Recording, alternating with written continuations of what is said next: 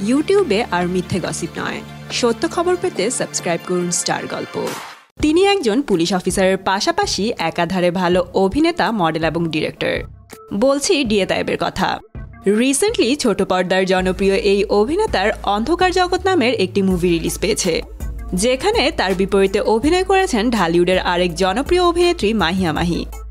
এদিকে ঢালিউড সুপারস্টার শাকিব খান এই অভিনেতাকে নিয়ে নতুন একটি মিশনে নামতে যাচ্ছেন, অর্থাৎ তার সাথে সিনেমায় কাজ করতে যাচ্ছেন। এ বিষয়ে শাকিব খান বলেন, ডিএ তায়েব একজন দক্ষ অভিনেতা ও ভালো মানুষ।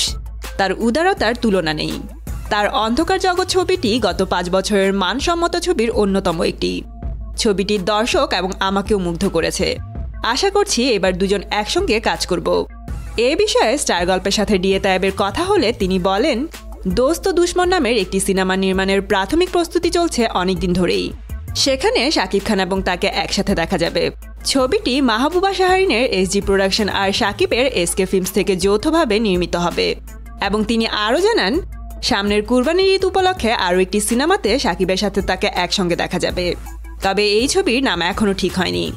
এদিকে শোনা যাচ্ছে শাকিব খান এবং ডিএ তায়েব একসঙ্গে শুধু সিনেমাই নয়, আসন্ন শিল্পী সমিতির নির্বাচনেও একই প্যানেল থেকে যথাক্রমে সভাপতি ও সাধারণ সম্পাদক পদে নির্বাচন করবেন।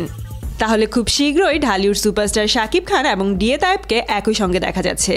তো বন্ধুরা, শাকিব খানের সাথে ডিএ তায়েবের এই নতুন সিনেমাটি দেখতে আপনারা কতটা এক্সাইটেড কমেন্ট করে জানিয়ে দিন।